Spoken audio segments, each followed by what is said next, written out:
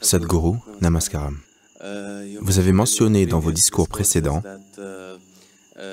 que 30% des maladies sont créées par le corps, tandis que le reste sont créées par le mental. Je veux juste savoir, si on tombe effectivement malade, comment sait-on si c'est créé par le mental ou par le corps?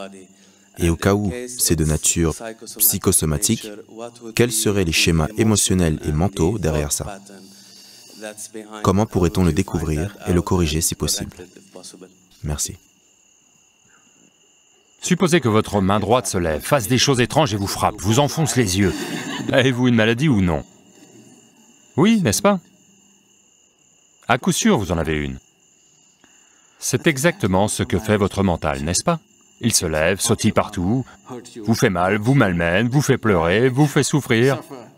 Avez-vous une maladie ou non?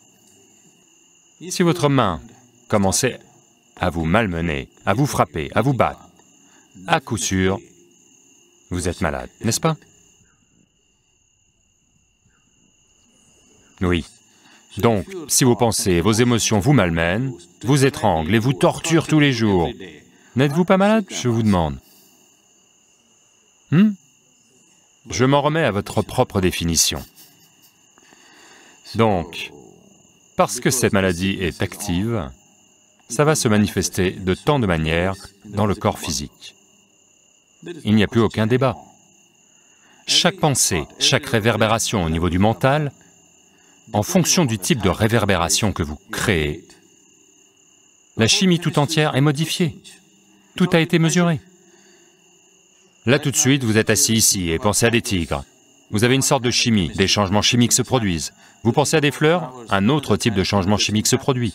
Tout cela a été mesuré. Donc pour chaque pensée, si toute la chimie est perturbée, si votre mental est dans cet état, savez-vous quel genre de soupe vous faites? Vous êtes une mauvaise soupe. Pas seulement mauvaise, empoisonnée. Si vous êtes quotidiennement trempé dans cette soupe empoisonnée, comment connaître le bien-être? Ça n'arrivera pas comme ça. Nous n'avons pas tellement de contrôle aujourd'hui dans le monde sur ce que nous mangeons, ce que nous buvons, ce que nous respirons. Tout ça est un peu empoisonné. Modern societies have started treating disease, ailment as a natural process, which is a serious mistake. Les sociétés modernes ont commencé à traiter la maladie, les affections comme un processus naturel, ce qui est une grave erreur. Les sociétés anciennes considéraient toujours la maladie comme quelque chose de mal. Ce n'est pas comme ça qu'un homme devrait être.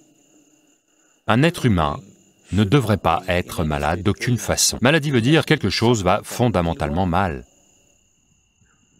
Mais les sociétés modernes ont commencé à considérer cela normal.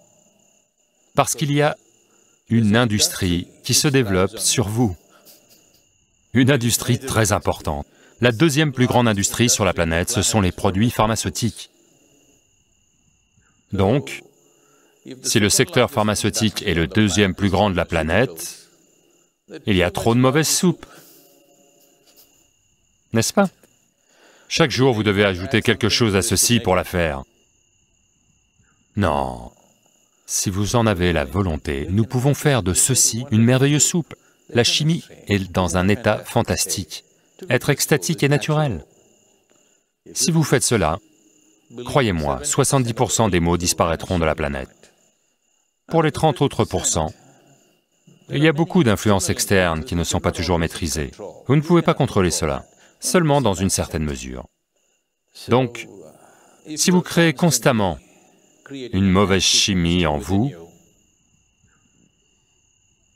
comment la vie en vous est-elle censée comprendre que vous cherchez le bien-être? Comment? C'est simplement injuste. La vie en vous pense, il aime les mots, et elle vous en donne. Oui?